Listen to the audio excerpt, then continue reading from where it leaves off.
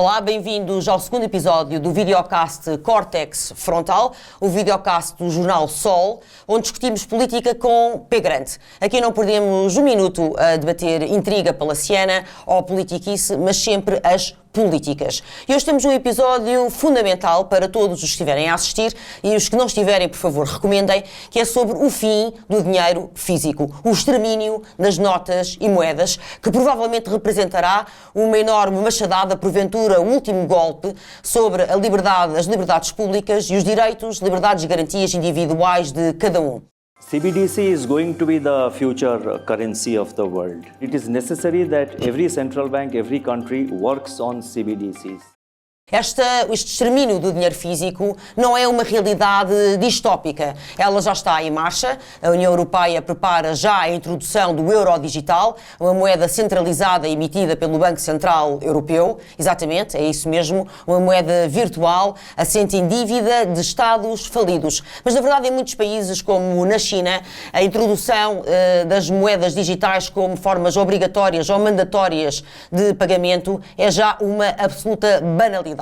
Em Beijing, por exemplo, já não se usa dinheiro físico em nenhuma circunstância, inclusivamente para dar esmola a mendigos na rua, utiliza-se um QR Code. Quais são os perigos, quais são os riscos que esta demanda representa? Quais são os riscos que estão implícitos e explícitos no fim do dinheiro físico, no fim da circulação do numerário?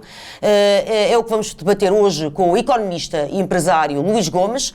Vamos não só falar daquilo que são a machadada nas nossas liberdades, como eu dizia, no direito ao anonimato, no direito à confidencialidade, nos ataques às minorias desfavorecidas, mas também na utilização, ou pelo menos na possibilidade de empregar este instrumento de uma moeda centralizada. The Chinese last month unveiled the world's first digital currency from a major power. Currency that would not be printed but would exist only in cyberspace on your phone, for example. Is the Fed working on a digital dollar? We are actually evaluating that. Most major countries are now looking at the possibility of having a digital currency. Como uma política monetária contrária aos direitos e, sobretudo, aos interesses dos povos e favoráveis aos interesses dos grandes tubarões brancos. Obrigada, Luís, por te juntares aqui ao segundo episódio do Cortex Frontal, com um tema que eu considero fundamental e que tu, que trabalhas nesta área, também tenho a certeza que consideras essencial, porque eu costumo dizer e reitero que o dinheiro é provavelmente uma das melhores e maiores invenções da humanidade. E o que está a ser introduzido com o final do dinheiro físico é uma autêntica revolução, ou não? Bem, é o fim, o euro digital é o sonho de qualquer tirano. É o sonho úmido de qualquer tirano. De qualquer tirano, porque permite que essa pessoa, ou essa entidade central, consiga vigiar todos os movimentos da população. Isto para citar aqui alguns exemplos. Se eu for a uma bomba de gasolina e alguém está com uma política de que há uma emergência climática, assumindo que existe, não sei se existe, mas assumindo que existe, pode dizer, olha, o senhor já abasteceu demasiada gasolina este mês e, portanto, o dinheiro digital deixa de funcionar. Ou, por exemplo, num possível confinamento, se eu não me restringir à casa, o raio de alcance, a pessoa sabe onde é que eu vivo, o Estado sabe onde é que eu vivo e no alcance ou num determinado raio, eu posso dizer que esse dinheiro digital vai deixar de funcionar e assim garanto que o confinamento funciona. Sendo que nós todos conhecemos o que foram as restrições a circularmos apenas num determinado perímetro e como elas foram facilmente impostas. Portanto, não estás, lá está uma vez mais, não estás a falar de uma realidade abstrata e absolutamente futurista, mas algo que já aconteceu e que pode voltar a repetir. Isto é para controlar dissidentes e depois eu até consigo saber que, por exemplo, vamos supor nas redes sociais, está-se a preparar o tema da identidade digital, que vai associar isso a uma carteira digital. Essa identidade digital, e isso a União Europeia é para isso para onde caminha, que é quando eu vou aceder à internet, já tenho que me fazer uma identificação digital e o dinheiro, se eu estiver num suposto discurso de desinformação, que na prática é censura, ou não tenha liberdade de expressão, o dinheiro pode ser automaticamente bloqueado. Deixa-me dizer uma coisa sobre isso, porque aqui também não é uma realidade distópica, porque já aconteceu, já há precedentes, já há antecedentes sobre, efetivamente, algumas pessoas que terem um comportamento que não estava de acordo com a maioria, com aquilo que era a narrativa dominante. O caso do Canadá, o caso do Brasil e, claro, na China isso já é banal, já é o pão nosso cada dia. No caso do Canadá, para quem não sabe, no final já das políticas Covid, houve um massivo protesto de camionistas no Canadá, que implicou a paragem não só das entregas, mas também da circulação em alguns pontos, e houve um grande apoio da população a este protesto, e a certa altura houve inclusivamente apoio quando começaram a bloquear a passagem de comida e de bens essenciais, começou a haver um apoio monetário, muitas vezes insignificante, de 20, 30 dólares, etc., não é? Mas que, justamente, essas pessoas que por simplesmente tinham contribuído com 20 euros para o camionista poder comer uma feijoada, tiveram as suas contas congeladas. Isto foi agora, sob a batuta do Trudeau. No Brasil aconteceu a mesma coisa e é fácil que aconteça o mesmo com esta introdução da mandatória do dinheiro digital. Isso só aconteceu para o dinheiro que estava controlado pelo Estado. Claro. Por exemplo, houve funcionários públicos que financiaram com 20 ou 30 dólares canadianos e ficaram com as contas congeladas. Mas quem, por exemplo, utilizou o Bitcoin, claro, e não utilizou corretoras que estão registadas junto das autoridades, porque, por exemplo, eu recomendo, nós, por exemplo, no mercado de Bitcoin, recomendo sempre que as pessoas transfiram as suas criptomoedas para uma carteira privada. Certo. Porquê? Porque essa está fora do alcance, porque a corretora, se recebe uma instrução das autoridades de que determinada conta tem que ser congelada, esses fundos são congelados. Agora, se a pessoa tiver custódia própria, não sofre, está inalcançável. O outro dinheiro que está inalcançável é o dinheiro físico. Claro. Só que o dinheiro físico tem algumas restrições. Exato. Que têm desvantagens em relação ao dinheiro digital. O dinheiro digital facilita muito. Mas agora, se calhar, já coisas. estamos aqui a introduzir outro tema, depois talvez fique muito no prato, já iremos depois falar das cripto. Mas não é só isso, Joana. Sim. O tema da moeda digital, do euro, neste caso o euro digital, vai inclusive poder manipular eleições. Por exemplo, eu posso criar euros do nada e alocar a determinadas pessoas, e, por exemplo, políticas do rendimento mínimo garantido. O que é que vai acontecer? Eu digo só às pessoas que se portam bem, eu vou tornar uma camada da população subserviente ao Estado, dependente do Estado, claro, e que, portanto, imito aquela moeda e só recebe quem se comporta. Portanto, isso já é a questão associada aos créditos sociais, digamos, que também já é uma realidade. Mas esse dinheiro nem vai deixar de ser... Eu não posso até decidir sobre esse dinheiro. Por exemplo, ele pode dizer que esse dinheiro só serve para consumir no período de 4, 5 meses. As pessoas podem não aforrar o dinheiro. Isso já é outra questão, que é a política monetária. Mas eu queria voltar atrás só para podermos sistematizar aqui um bocadinho, até porque acredito que nem todas as pessoas estejam familiarizadas com este tema e que muitas vezes as pessoas acedem aos meios de pagamento digitais, contra os quais eu não tenho nada contra, aliás, tenho tudo a favor, não é? Também uso os PayPals e os MBWays e cartões de crédito e débito, etc., até por facilidade, até por pragmatismo, por conveniência, mas acredito que muitas pessoas não estão familiarizadas. Para voltar ao teu primeiro ponto, que é, de facto, a ameaça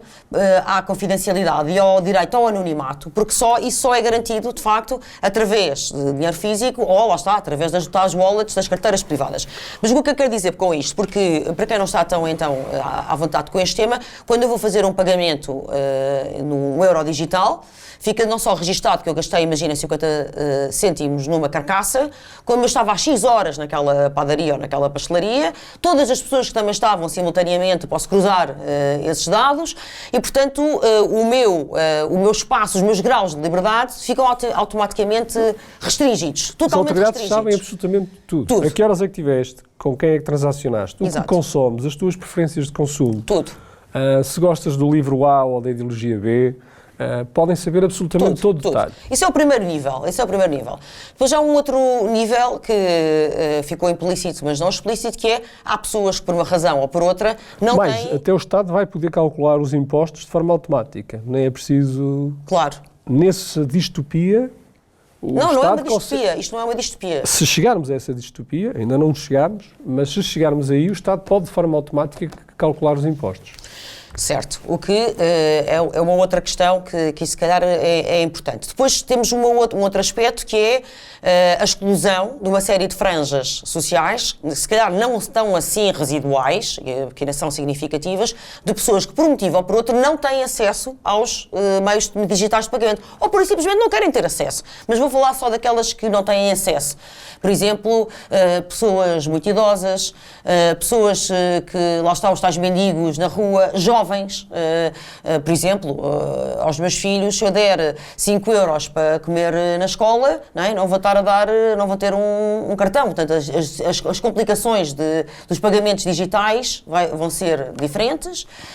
Imigrantes, por exemplo, que chegam aqui ao país e que muitas vezes não têm acesso a uma determinada série de bens e serviços, nomeadamente não têm logo acesso a uma conta bancária nem a possibilidade de pagamentos digitais. Portanto, há uma série de pessoas que ficam excluídas e, claro, aqueles que não querem participar, os resistentes ou dissidentes, vou usar a tua expressão de há bocado, e que podem ficar automaticamente excluídos do grande sistema e serem tratados como cidadãos de segunda. Há pessoas, por simplesmente, que não estão interessadas em fornecer informação do que é que fazem. Claro. Aliás, um dos valores das sociedades ocidentais, e isso é que nos fez o capitalismo florescente das sociedades ocidentais, exato, foi precisamente a privacidade, o anonimato. Exatamente. Só nas sociedades tribais é que toda a gente sabe o que é que eu faço, ou seja... Quando é que faço, com o que é que faço, faço, a que horas é que faço. Numa sociedade onde impera a criatividade, o anonimato, a privacidade do indivíduo é sempre protegida. Sem dúvida. E com o dinheiro digital isso desaparece por completo, exceto nas criptomoedas, depois eu posso explicar porquê. Exatamente. Depois, há um outro aspecto que estávamos aqui a falar, que é utilizar esta moeda central, centralizada, esta moeda digital centralizada, para ser correta, como política monetária, ou como suposta política monetária, que é, por exemplo, para combater a inflação, agora tenho que gastar X, e se não gastarem X, perdem, vamos imaginar, tenho 100 euros na conta, se não gastarem esses 100 euros até terça-feira, ficam sem eles, não é?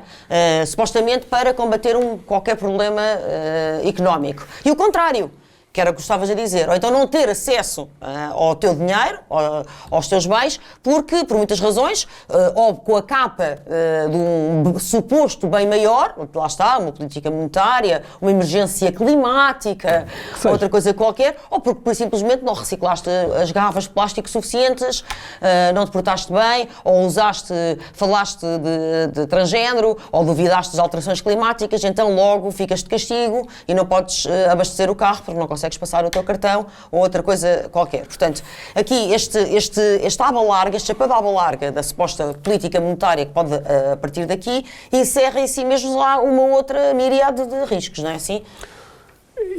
Muitos riscos. Vamos começar até de trás, porque hoje os bancos centrais foram-nos vendidos como instituições, digamos, do bem. Ou que, estás a falar, por exemplo, do Banco Central Europeu? Do que seja, qualquer banco central. Nós não precisamos de bancos centrais absolutamente para nada. O que nos vendem é que os bancos centrais estabilizam a economia, certo, etc. Ora bem, os bancos centrais são precisamente os causadores dos ciclos da instabilidade. De instabilidade.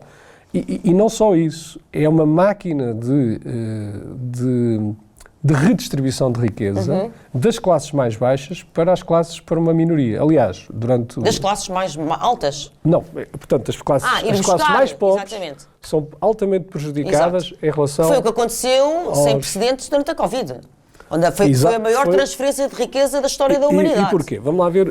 Porque o que é que em parte por causa do Banco Central Europeu. O que é que se vendeu? Tudo está mal, até nas nossas universidades. Como é que é explicado às pessoas, e ainda hoje, se formos a perguntar à maioria das pessoas, as pessoas associam a inflação à subida ou descida do índice de preços. Para as pessoas perceberem, é como se agarrasse numa família tipo, o Estado configura aquilo, e a família tipo gasta X% em alimentação, X% em habitação, X% em telecomunicações, X% em gasolina, o que seja. E, portanto, vai acompanhando esses preços e faz uma espécie de cabaz. Ora bem, isso pode ser sujeito a enormes manipulações. Claro. Porque eu costumo às vezes citar o exemplo do Alves Reis. O Alves Reis, quando tinha o controle de poder emitir notas do que entendesse, lá em casa, Talvez se ele a maior parte das decidisse, pessoas que nos estejam a ver não sabem quem é o Alves dos Reis. se calhar explicar quem foi o Alves Reis. O Alves Reis Foi um grande bandido. conseguiu, foi um dos maiores golpes, Resumindo muito, foi um grande bandido. conseguiu que o Banco de Inglaterra lhe fornecesse uma máquina de notas oficial, igual à do Banco de Portugal, e basicamente ele conseguia ter o controle de imprimir notas, mas eram neste caso verdadeiras. Exato. Pronto. Portanto, neste caso, o que é que estamos aqui a ter? Temos aumento de massa monetária nas mãos de um indivíduo. E esse indivíduo os preços que vão subir vão ser de acordo com a preferência que ele tem. Vamos supor que ele só gosta de joias de uma determinada marca, ou só gosta de laranjas de uma determinada marca, ou o que Do seja. Algarve, laranjas do Algarve. Portanto, ele tem uma pressão, há uma redistribuição de riqueza, porque Claro. a quantidade a proposta que ele pode fazer de preço sobre aqueles bens é muito superior a qualquer comum mortal. Claro, E, e portanto, isso vai desregular o mercado. só esses preços que estão sujeitos às preferências das primeiras pessoas que recebem as notas são unicamente esses que vão subir. O que é que aconteceu nos últimos desde 2008? Foi imprimir notas como se não houvesse amanhã. Ou seja, a Foi ou não inflação foi? oficial não alterava, até dizíamos que não tínhamos inflação. Estás a nós falar tínhamos- antes da Covid. antes da Covid. Estás a e falar tínhamos- antes de 2020. E tínhamos os preços dos mercados financeiros sistematicamente a subir. Só para teres uma ideia, quando o Draghi, o suposto salvador do euro, basicamente ele não salva ninguém, a única arma que eles têm é dívida e Certo. impressão de dinheiro. Disse que ia salvar o euro. As obrigações, por exemplo, gregas, desde a crise da dívida soberana até praticamente 2020, quando houve o início da crise Covid, subiram 1000%, só para as pessoas terem uma ideia. E temos a Amazonas que subiram 10.000%, Certo. Teslas que subiram, etc. A Apple, grandes empresas. Foi à beneficiam- tripa forra. O que é que acontece? Porque essas entidades são as primeiras a aceder às notas e toda Às essa notas do massa, Alves dos Reis. essa massa monetária vai para os bens que eles preferem. Claro. Neste caso foram ativos financeiros. Exatamente. O que aconteceu na crise Covid foi que essa massa monetária foi de tal ordem a expansão monetária, só para teres uma ideia, o Banco Central Europeu até ao pico subiu o balanço em 5 bilhões de euros. Portanto, foi imprimir notas assim. Só para as pessoas terem uma a percepção, granel. são 12 zeros. São cerca de 20 vezes o PIB português. 12 zeros. 12. 12 zeros. Que foi impresso pelo Banco Central Europeu. Não é ele que cria automaticamente massa monetária, é feito através dos bancos, que depois não queria entrar aqui em E aí, não complexidades. vamos entrar em pormenores técnicos. E Mas aí que, aumentou a inflação dispara. Porque quando se diz que a inflação começa a crescer com a guerra na Ucrânia, isso é uma falso. mentira, é Isso uma é falso. falsidade. Porque os preços, nós vamos olhar para os preços das matérias-primas, Todas tinham disparado. da madeira, do ouro, Do petróleo, do ouro, petróleo etc. e tudo, eles já estavam a Gás disparar. natural, tudo tinha 2020 começaram a disparar. Final de 2020, Final de 2020, e essencialmente exatamente. 2021, já os Exatamente. preços tinham todos disparado. Porque, só para quem não esteja também tão à vontade com esta questão das políticas monetárias, ao fim e ao cabo, o que nós podemos dizer sobre isto é que foi uma crise inflacionista provocada. Foi um trabalho de engenharia financeira, porque nós já tivemos outras pressões e outras crises inflacionistas, etc., mas não desta forma, porque esta foi deliberada, esta foi propositada, foi criada, ou não? Foi criada e já tinha havido uma crise antes da crise Covid, que foi em março de 2020. Sim. Houve um problema no mercado interbancário americano em setembro de 2019 e já havia problemas Sim. entre grandes bancos porque já estavam a ocorrer empréstimos a 10%. Ora, a 10% alguém estava falido. Certo. E interessava salvar alguém que até hoje não sabia. Então, não sabemos quem basicamente a hipótese que nós podemos pôr, é uma especulação, eu penso que é legítima, que há uma crise inflacionista criada porque era preciso resgatar um determinado mercado financeiro. foi. Exatamente. Bom, mas não fosse para repor as perdas de 2008, 2009, não é? Mas já, não é? Bem, Luís, agora, é ou não é uma hipótese legítima? tudo aqui pode ser... Não, mas estou a perguntar, se do ponto de vista, eu não sou economista. Não. Até 2019, se havia instituições no mercado interbancário americano que estavam a solicitar empréstimos, o chamado overnight, que é o mercado Certo. durante a noite, Sim. que é o mercado repo nos Estados Unidos, Sei. a 10% significa que havia instituições Claro, falidas. pronto, ok, E, muito portanto, essa massa serviu para resgatar essas instituições. Certo. E o Covid, então, serviu de desculpa para fazer-se injeções massivas Serviu de desculpas para muitas coisas, mas para isso também. para imprimir. E o que acontece? Quando há um processo inflacionário, o primeiro que acede às notas, normalmente são pessoas próximas do poder, Claro. no nosso caso em Que tem Portugal, informação privilegiada, que tem contactos também privilegiados. ou fornecedores do Estado, Exatamente. ou grandes bancos que compram as obrigações ao Estado e que depois as revendem ao Banco Central Europeu. Muito Portanto, bem. há uma conjunto de entidades, ou as farmacêuticas, porque como é que os governos pagaram as vacinas? Foi emitindo dívida Certo. e o Banco Central Europeu comprava, Comprou. aumentando Exato. toda essa massa monetária. E, portanto, essa massa monetária foi para um conjunto de privilegiados da sociedade, sejam laboratórios de análises clínicos, produtores de vacinas, fornecedores do Estado, próprias pessoas que gravitam à volta do Estado, e as grandes empresas americanas que beneficiaram de toda essa especulação Exato. no mercado. Por exemplo, a Tesla disparou de preço, a Apple também disparou de preço, todo o mercado americano subiu de preço. E, portanto, houve uma concentração brutal, todos os ativos das pessoas mais ricas do planeta ficaram sobrevalorizados. Claro, os durante ricos ficaram a mais Covid. ricos e os pobres ficaram mais pobres, sem dúvida alguma. Mas E isto o tudo- 1% que tem 90% da riqueza passou a ter 95% da riqueza. Mas não foi, portanto, qual é o problema que existe aqui? É que o dinheiro é um monopólio do Estado e isso não devia ser o caso. Ou seja, os bancos centrais foram-nos vendidos como instituições. Sim, vamos voltar agora então muito ao princípio positivas, dessa parte. mas eles na têm um verdade, monopólio de emissão. servem para ter o monopólio de emissão. E servem essencialmente para defender interesses políticos e Claro. de grandes empresas que estão à volta daquilo. Que com a introdução de uma moeda centralizada digital conseguem subir, galgar uns degraus Ainda é muito nesse maior, controle, não é muito assim? maior o poder sobre Claro. a sociedade. Como eu te disse, podem qualquer revolta contra o sistema Automaticamente é muito silenciada. fácil eliminar dissidentes, ou seja, nós hoje em dia com esta distopia, antigamente um Estado precisava de pôr arame farpado, precisava de prisões, precisava Claro, de era uma tortura. amassada, era sujo, havia muito sangue. Agora pode ser uma coisa basta limpinha. um código- Limpinha, rápida, eficiente. Um código QR. Mas eu se calhar também gostava de falar um bocadinho sobre as características, porque é que o dinheiro físico tem problemas e o dinheiro... Já vamos, E já o lá dinheiro vamos. digital também Uma tem das as suas coisas que eu vantagens. acho que é importante querer partilhar contigo é também as minhas preocupações neste momento imediatas, a nível nacional e também a médio prazo a nível internacional. Porque já há países, como a Austrália e a Eslováquia, que preferiram introduzir na sua Constituição barreiras ao extermínio do dinheiro físico, ao extermínio do numerário.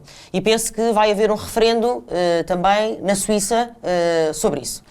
Outra questão é, ao nível da lei nacional, porque nós, em Portugal, é obrigatória a aceitação em qualquer transação curso legal. comercial. Perdão? Tem curso legal, chama-se curso Exatamente, legal. exatamente. É obrigatória a aceitação do dinheiro físico. A partir de 3.000 euros é obrigatória o pagamento em dinheiro digital, já por causa do rastreamento do dinheiro e das questões do combate à corrupção. Já lá vamos, porque isso é uma questão importante também. Mas, portanto, qualquer loja, qualquer padaria, qualquer loja de roupa, qualquer posto de gasolina, etc., tem que aceitar obrigatoriamente o dinheiro físico, em Portugal.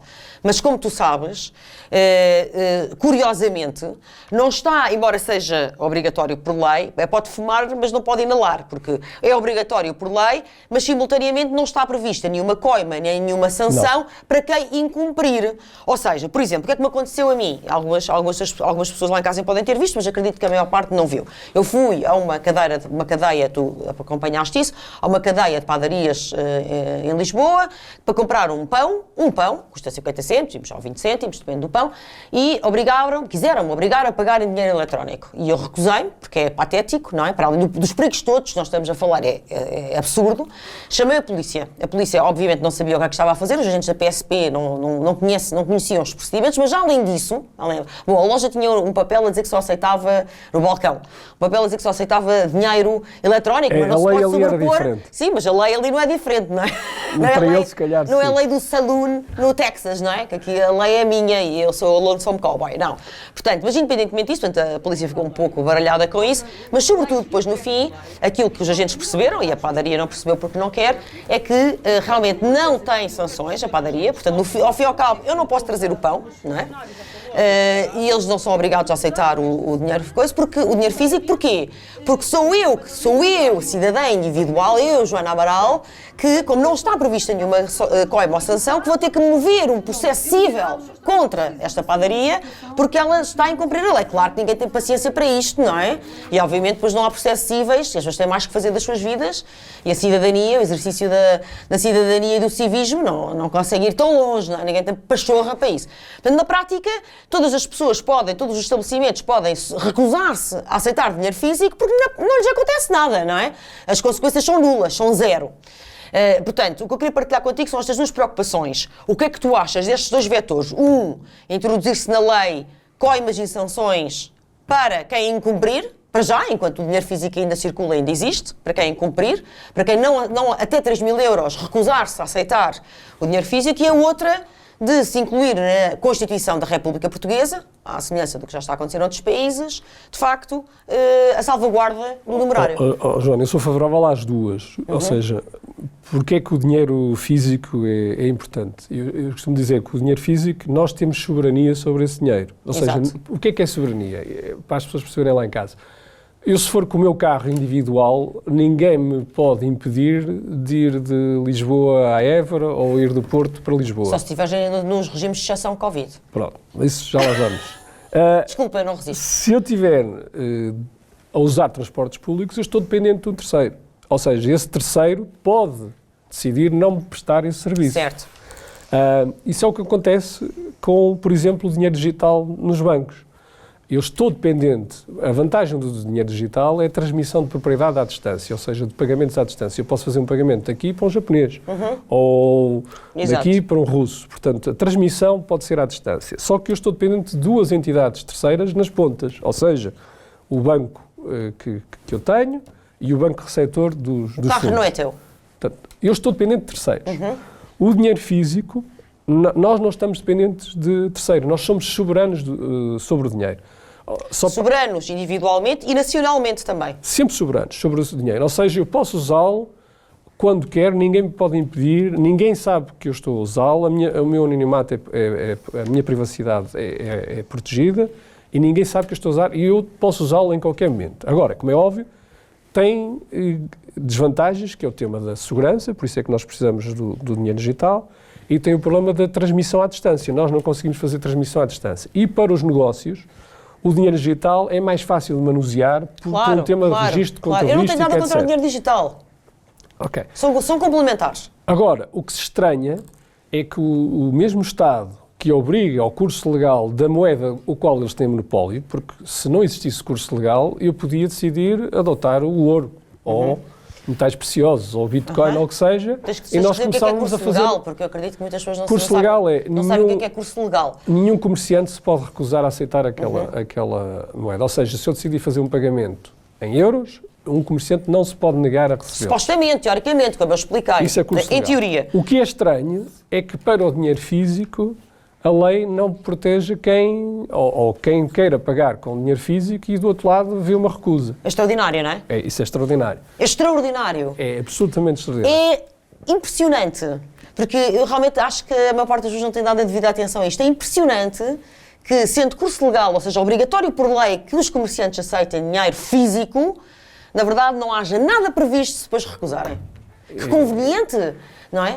Para uma determinada agenda, nomeadamente para esta que nós estamos a O discutir. objetivo é transformar tudo em dinheiro digital. Claro que sim. Só que o dinheiro digital vai ter outras implicações grandes. Ou Claro seja, que sim. o dinheiro digital eu novamente estou dependente de terceiros. Neste caso, ou do Banco Central, Europeu, ou do banco, Claro. ou o que seja, que pode a qualquer momento impedir que eu faça uma transmissão daqui para aqui. E uma coisa que eu queria sublinhar, que estava implícito nas tuas palavras, que é, tu estavas a falar de soberania, e da soberania individual, até deste esse exemplo, Sobre ótimo, dinheiro. no carro, não é? Eu pego no meu carro, vou do ponto A ao ponto B, sou eu que se decida a que horas vou, quando é que vou, Chama-se com quem liberdade. vou, liberdade. Chama-se liberdade. Chama-se liberdade. Muito bem, é isso não mesmo. dependente de terceiros. Não depender de terceiros. Mas eu sei que provavelmente o Estado português e os governantes portugueses não estão a considerar isto na equação, porque não estão a cautelar o direito do povo, mas também há uma questão aqui de soberania nacional. Porque esta Europa, esta inserção no espaço europeu, a partir do momento em que passa a haver um euro digital, não é? Nós sabemos que neste momento a nossa soberania já está muito reduzida, não é? A soberania portuguesa Praticamente não existe. Praticamente não existe, se considerarmos OMS, FMI, União Europeia, Sim, toda a legislação tudo, praticamente enfim, todo o reduzida arquitetado, exatamente, todo o edificado legislativo, etc. Mas ainda há aqui uma resta. E essa resta é uma parte dessa língua que ainda permanece e na sobeja da autonomia, reside justamente de não haver uma moeda centralizada digital. Porque a partir do momento em que existir, a soberania nacional também deixa de existir. Sim, praticamente são autoridades europeias que ficam com todo o poder. Autoridades não eleitas. Não eleitas, Não burocratas eleitas. não E eleitas. isto é muito importante, porque a Christine Lagarde, a quem eu gosto de chamar a Dona Branca, é verdade, tendo em conta que imprime notas, não é? É tipo a granela, toda a noite só vê aquelas impressoras a trabalhar. Isso chama-se, se eu e tu fizermos isso, Joana, vamos presos. O quê? O quê? Contrafação de dinheiro, Claro. nós vamos presos. Eu sei. Os bancos centrais podem fazer isso, Eu os sei. bancos podem fazer Por isso. isso é que eu estou a falar de Dona E Branca. ninguém é preso. Por isso é que eu estou a falar de Dona Branca. Não é? Portanto, a única que está a soberania nacional, se por acaso, imagina, a Alemanha, de hoje para amanhã, decide algo completamente contrário aos interesses de Portugal, por exemplo, aos interesses do povo português, da pesca portuguesa, da exploração dos nossos recursos naturais, etc. Onde é que está a nossa possibilidade, a partir do momento em que existe este euro digital centralizado, qual é que é, de facto, a margem de manobra para nós podermos recusar, ou mudar, ou alterar, ou transformar Eles qualquer uma dessas políticas? Podem estimular só consumos que lhes interessam. Pois. Por Agora exemplo, vamos só podem consumir ser o whisky contrários- alemão. Só podem ser contrários ao nosso interesse. Por Claro. exemplo, ou forçar-nos a não comprar carne, por exemplo, Exato. e, A carne pode ficar tão proibitiva, a preços e, tão a carne, proibitivos, e a carne só ter um determinado plafond ao mês para esse consumo de o resto tem que comer carne. insetos. Agora, há um aspecto importante que nós que é importante referir, é que o Bitcoin foi uma revolta contra este movimento Mas de centralização. eu não vou esquecer de falar do Bitcoin, nem quero falar outra coisa. Porque há muitas pessoas, posto este ponto da soberania nacional, estou a ver que concordamos, há muitas pessoas que, sobretudo as defensoras do dinheiro, desta moeda centralizada, que dizem assim, não, mas isto tem imensas vantagens. Vai ser fantástico, vai ser tudo vendido Pronto, como eu quero fantástico. desmontar um pouco esses argumentos. E a nossa imprensa esse vai argumentário. dizer que é Exato, eu fantástico. gostava de desmontar um bocado esse argumentário, porque esse argumentário está aí na rua, não é? E diz que o fim do dinheiro físico é ótimo, é uma libertação, não é? A guerra chama-se paz, a paz chama-se guerra, também se chama o dinheiro físico, não é? Que é, de facto, o tal garante da nossa liberdade. Chama-se uma libertação, vai ser uma enorme libertação. É aquela teoria se não tens nada a esconder. Exatamente, não tens nada a esconder, portanto, bom, não puxei a língua, não tens nada a esconder e... Não tens nada a temer. Exatamente, não tens nada a temer e, inclusivamente, diz esta alarvidade que é muito útil, o final do dinheiro físico, para controlar a corrupção. E este argumentário a mim, gostava de partilhar isto contigo, Luís Gomes, porque este argumentário a mim inquieta-me particularmente, ou irrita-me particularmente, porque eu estou há um quarto de século na vida pública a combater a corrupção. Fico indignada que se agora aduza este argumento, porque este argumento é falacioso e mentiroso, porque lá está, se já está a partir de 3 mil euros, já é obrigatório rastrear todo o dinheiro, pagar todo o pagamento eletrónico, ele já fica rastreado, isso é uma treta, porque não se vai apanhar nenhum tubarão branco com pagamentos abaixo de 3 mil euros, número 1. Além disso, gostava que tu explicasses, porque eu aí teria mais dificuldade em explicar, como é que na mesma se pode fazer transações falsas, ou para offshores, ou criar dinheiro do nada, etc., sendo ele digital, não será até mais fácil? Vai haver, para uma determinada franja da população, vai ser difícil um euro digital. Eu prevejo que, por exemplo, crime organizado possam vir a utilizar outro tipo de moeda entre eles, para fugir precisamente a esse controle. O ser humano é muito criativo na forma de fugir. Verdade. Ao Nunca controle. deixaram de existir bandidos, nem vão deixar de existir. Não. Muito bem, porque este ponto é importante. Não vão deixar de existir bandidos por causa do Não euro vão digital deixar. centralizado. O outro ponto é estas castas, digamos, que estão privilegiadas e que fazem grandes negócios com o Estado. Essa corrupção é feita com contratos. Claro, Eu costumo dizer que a corrupção hoje é toda legalizada. claro que sim. Ou seja, É a chamada corrupção de Estado. é tudo legal. Corrupção de Estado. É As aquela- parcerias público-privadas, É tudo legal. as estradas vazias, os hospitais não sei quê, Os ajustes diretos. os ajustes diretos, os estádios vazios, isso é tudo a corrupção de Estado. É tudo legalizado. Todo esse legalizado. dinheiro foi obtido de forma legal.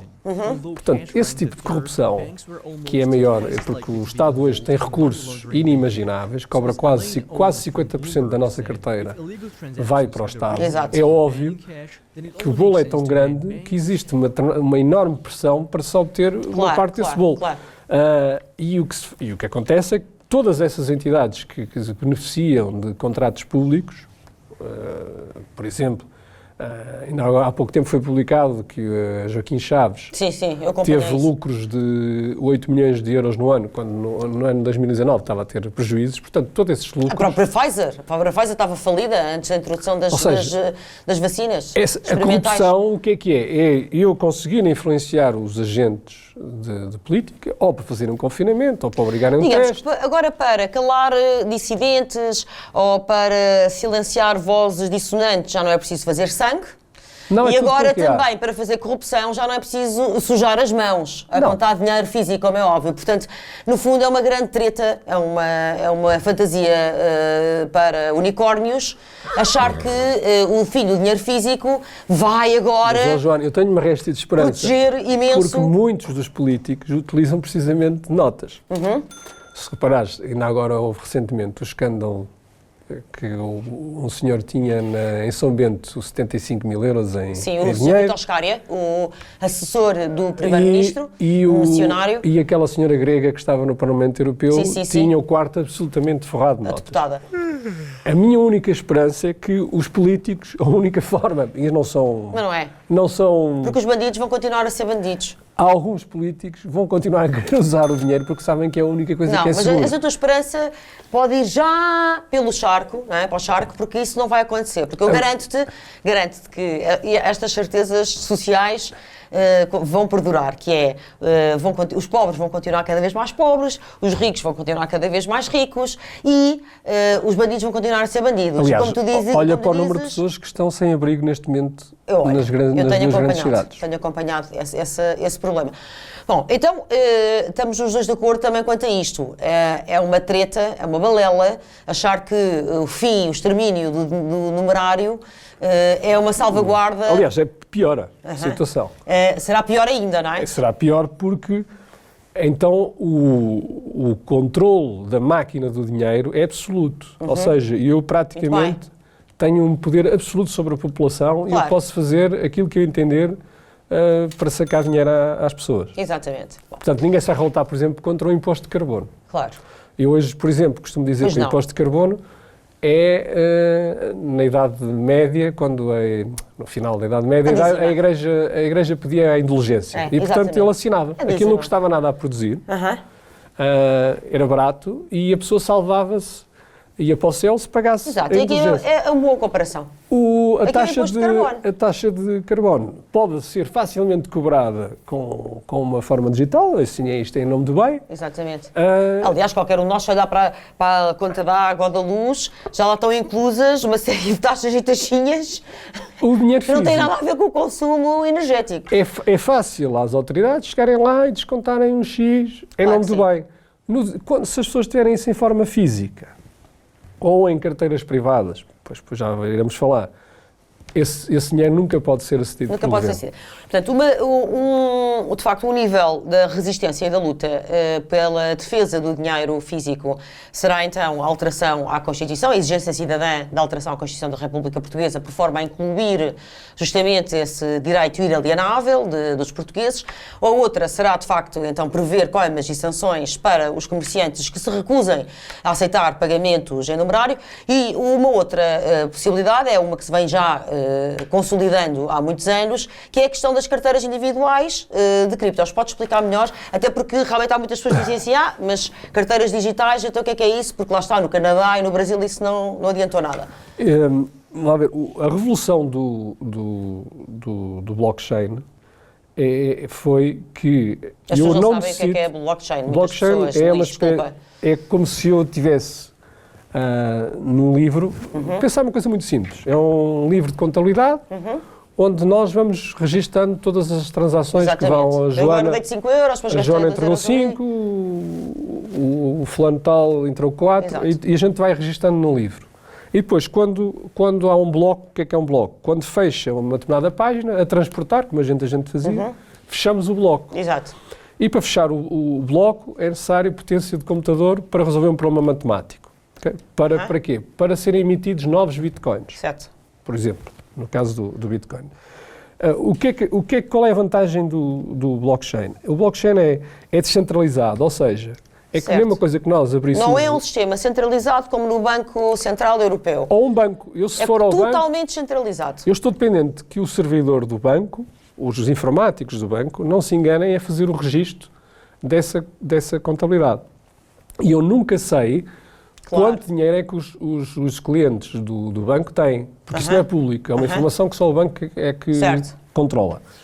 No caso do blockchain, todos os computadores da rede é descentralizado porque todos têm a mesma informação. Exatamente. Era como se estivéssemos a usar um Google Sheets em que todos estamos a ver a mesma informação. Vários Há uma computadores. partilha.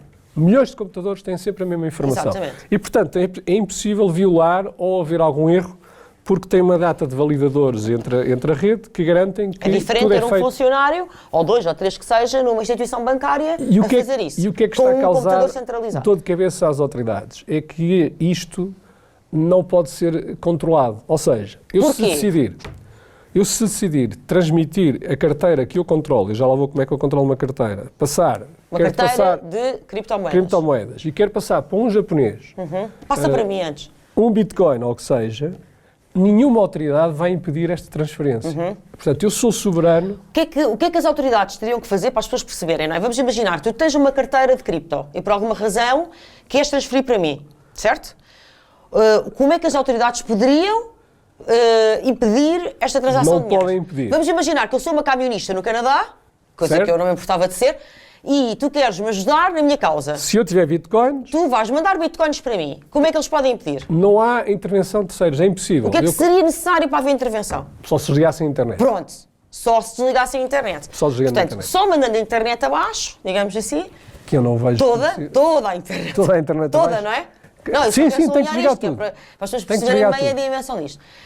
Tipo, mandar tudo arrasar, não é? Fazer disto ruína, é que se poderia impedir Evitar essa essa A transmissão. outra forma, pergunto eu, né, que até vinha a discutir com o Miguel Montenegro quando vinhamos para aqui, que é a outra forma, mais insidiosa, mas também parece mais consentânea com o modus operandi desta agenda, que é sempre não fazer sangue, não é? Sempre, há um certo economato, não é? Uma certa poupança É sempre ao bem. nos meios de intervenção, é verdade. Seria introduzir exércitos no meio da Bitcoin, controlar o meio da Bitcoin. Onde pode haver é se, portanto, quem é que controla a rede? Se eu te controlar 50% mais um dos computadores da rede, eu consigo controlar a rede. Já me Porquê? respondeste. Porque conseguia reconstituir para trás os blocos e influenciar o que é que está. Mas até hoje ninguém tem um controle sobre essa rede. Ela é verdadeiramente democrática porque está dispersa e Claro. descentralizada. Ela para já, por hora é. Eu por acaso sou um bocadinho, assim, tu trabalhas com cripto e tens uma visão de dentro do mercado e o conhecimento, não é, que eu evidentemente não tenho, mas eu vejo de fora e posso estar a ser cínica, eu muitas vezes sou cínica, mas a mim parece-me que esse vai ser o modus operandi. Não agora, não imediatamente, mas que é o modus operandi que eles gostariam de alcançar, controlar os 51%. Onde eles estão a querer controlar é o canal que passa de fiat, eu digo fiat é as moedas fiduciárias, o euro, o dólar, ou o que Certo. seja, esse canal de euros para as cripto, as criptos ou das criptos para a moeda Isso já fiduciária, controla.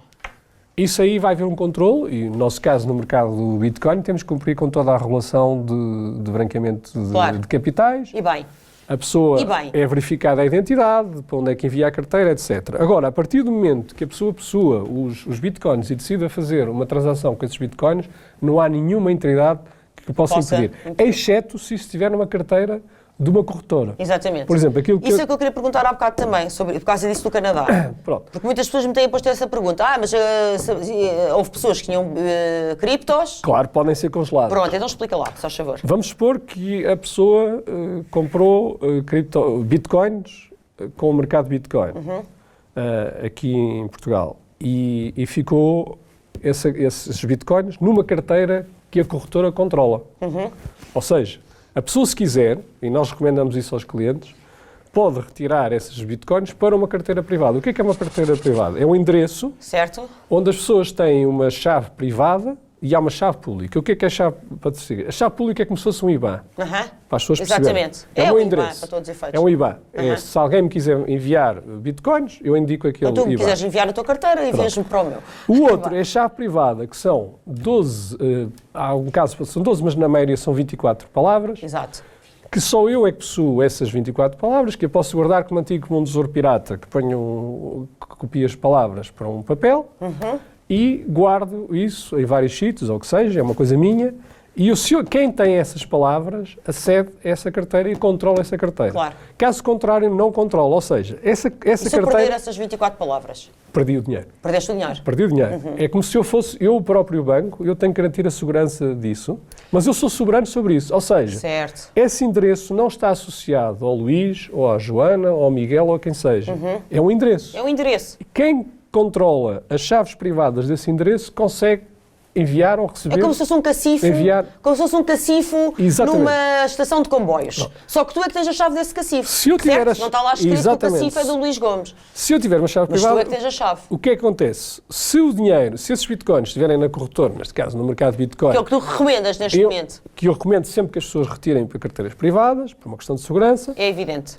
Porque, por exemplo, pode acontecer aquilo que aconteceu na FTX. É isso que eu estou a dizer. Quando houve esta falência, As porque isso é o pessoas, que não os sabem, bancos as pessoas não fazem. sabem o que é FTX, nem sabem o que é que Houve aconteceu. um Portanto, muitas escândalo. pessoas não sabem. Mas isto é, olha, para as pessoas perceberem, o que acontece quando há uma falência de um banco? Isto não devia existir, simplesmente.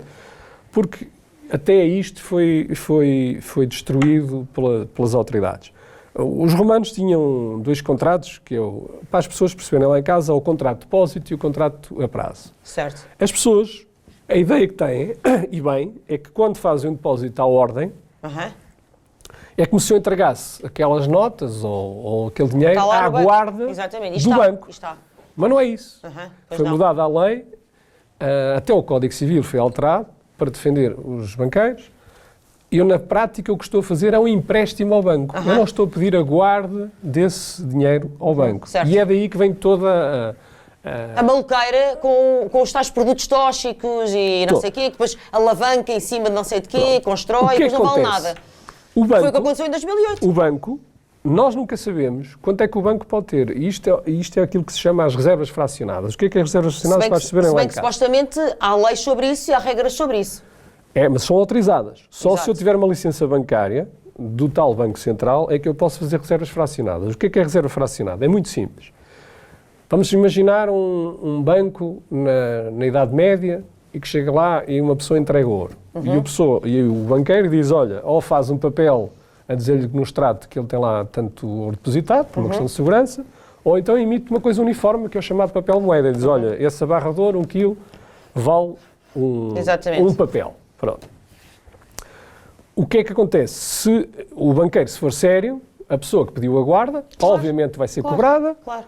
O ouro que lá está, ele só pediu que fosse guardado, foi-lhe pedido um fiel de armazém, nada mais. Mais nada. Se eu posso chegar lá, ele tem que ter lá o ouro correspondente àquelas notas. Certo. Outra coisa é um depósito a prazo, que é, alguém chega lá e diz, olha, eu não vou precisar deste Só ouro daqui a X tempo. durante um ano e queres-me dar alguma remuneração por isso? Eu pago-te a 2, por exemplo. 2%. E o banqueiro, neste caso, o fiel de armazém, que diz, olha, eu agora, este dinheiro, posso dispor dele e vou emprestá-lo a outro para ganhar uma margem. Chama-se isso margem Sim. bancária.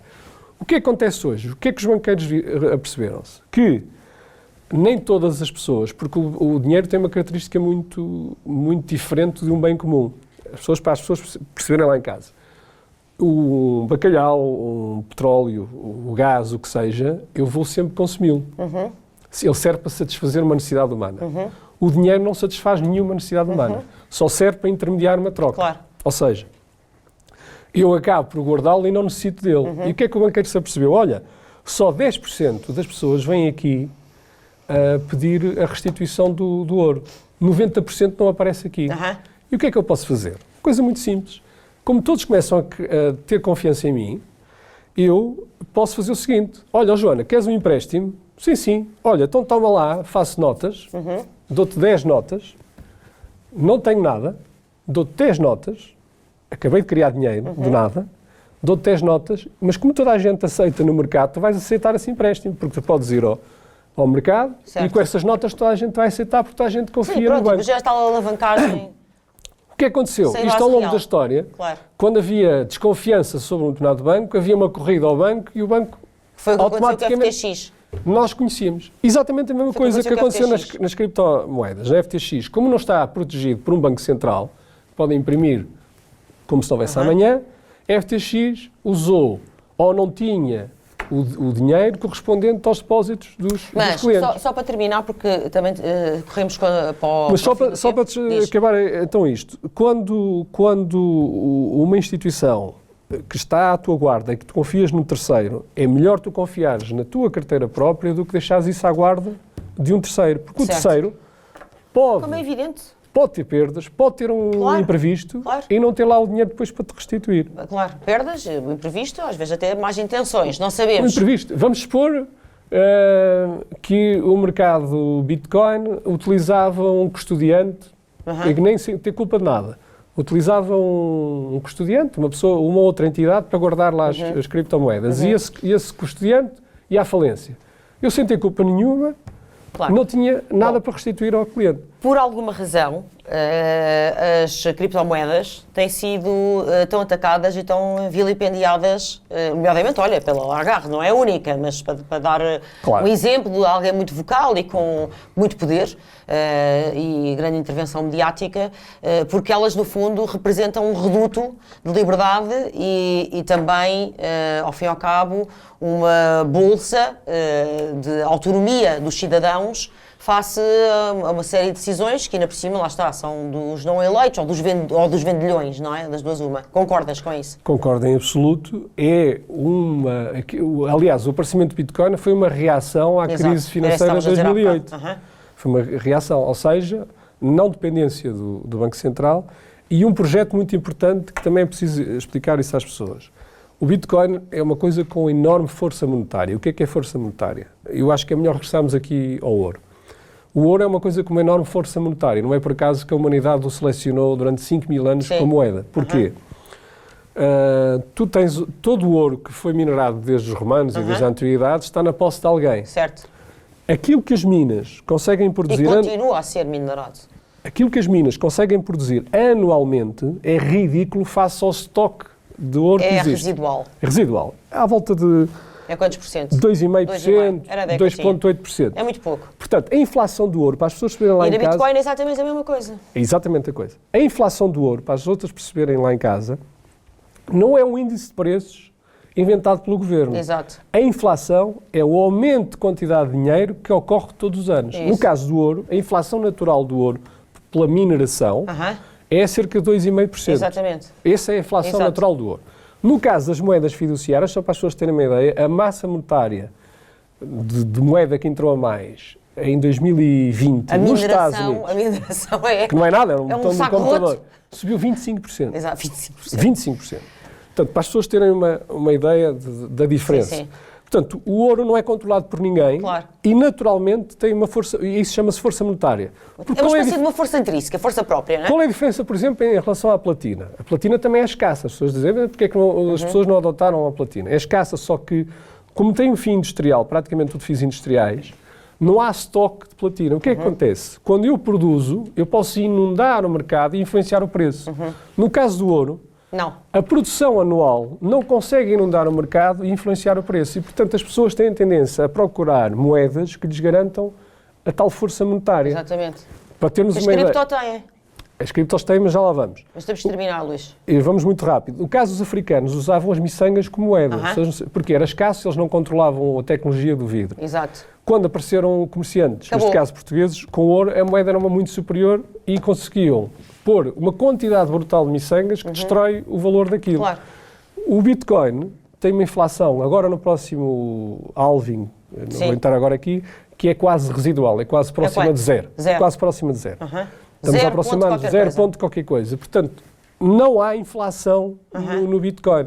E aquilo torna-se uma enorme reserva de valor. O que é uma reserva de valor? É quando É como com o ouro. um bem, durante décadas, séculos, mantém o seu poder aquisitivo sobre a sociedade. Exatamente. Acho que, só para terminar, as pessoas deviam ir ver qual era o preço, se utilizassem ouro, qual era o preço, por exemplo, do petróleo há 20 anos e qual era o preço Não do tem nada a petróleo em ver. ouro. Não tem nada a ver. Caiu. Ou seja, tudo houve deflação. Em todas as matérias-primas houve deflação se tivéssemos uma moeda séria. Exatamente. No caso, quando temos dólares, o euro não para de subir. Porquê? Exatamente. Porque os bancos estão a produzir sistematicamente Essa bola massa vai monetária. Ok. Luís, foi muito esclarecedor. Obrigada Obrigado. pela tua participação. Espero que para vocês tenha ficado claro que o dinheiro físico é um garante primordial, prioritário da nossa liberdade, dos nossos direitos individuais e das nossas garantias públicas.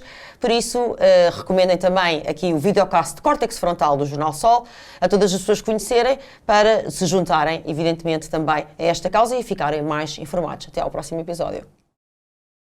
Central banks have lost control of inflation. Governments lost control of the public finance. Not surprising that markets respond to that. And whose responsibility was it then, if both the central bank and the government lost control? Well, I think all central banks in the West, interestingly, made the same mistake. And during COVID, when the economy was actually contracting because of lockdown, central banks decided it was a good time to print a lot of money. That was a mistake. That led to inflation. We had too much money chasing too few goods, and the result was inflation. That was predictable, it was predicted, and it happened.